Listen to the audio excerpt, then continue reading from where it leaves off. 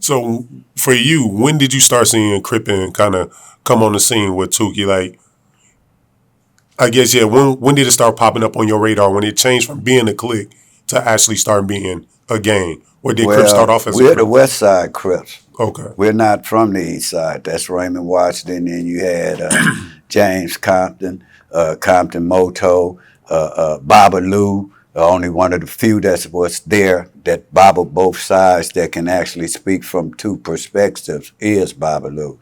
So on the West Side, when what happened was Bob, which called Hawk. They got this after before the Robert Ballou murder, which put the Crips on the map. They had got into a fight with Raymond Washington and them at the Boss Tom Cross Record Hop, which was at Sportsman Park. This was in 1971. So I seen the transfer from the cliques to where the Cafe Boys and part of the Smacks, they end up being. But I never was a part of their cliques because I'm a outsider coming in from Bret Hart. So I just floated around. I hung out, south my host here, south my host there.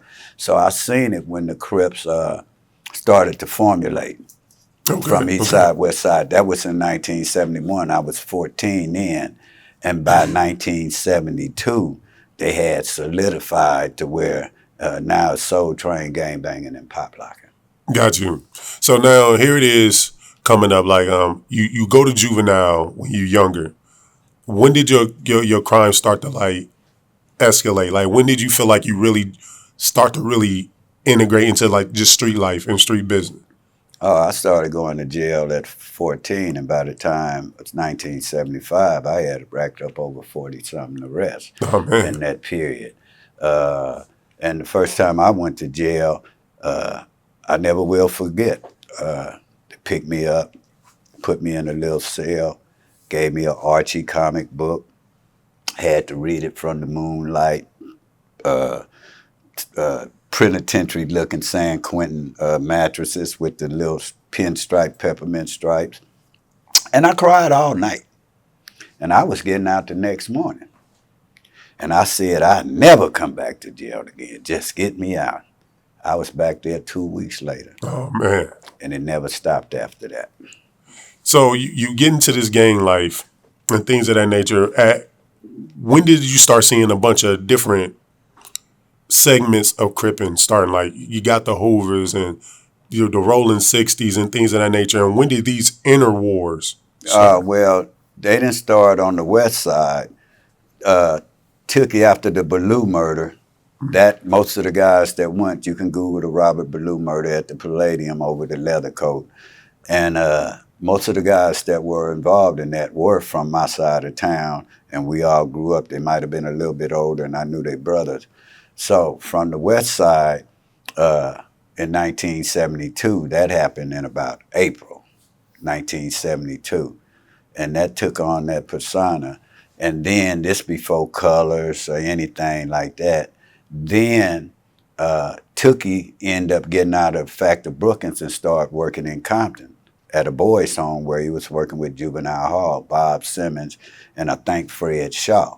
So Tookie had moved from the West Side, which he was the face to Clark Gable, to where now he's working for the juvenile department and he's running boys' homes out there, him and Jamel, Guy Walker, Melly Mel, and all these type of guys. So starting in the summer of 72 and toward the back, that's when the West Side broke up and they started branching off in the sets, neighborhood, block. The first one was United Underground, not Underground, United Underground. That was Monk and them. Melvin Hardy started block. O'Neal started in Hood 111. My boy, what's his name? Watergate. He had started that. I found it with some other ones, Gangster Crip. See, we ain't got the numbers on them at this time. Then you got the Rolling 60s. They were in Hood down there. Then you had Harlem's. You had Van Ness boys. You had the Denver Lanes. You had the Figueroa boys. You had the AC Deuces. You had T. Rogers and the Jungle.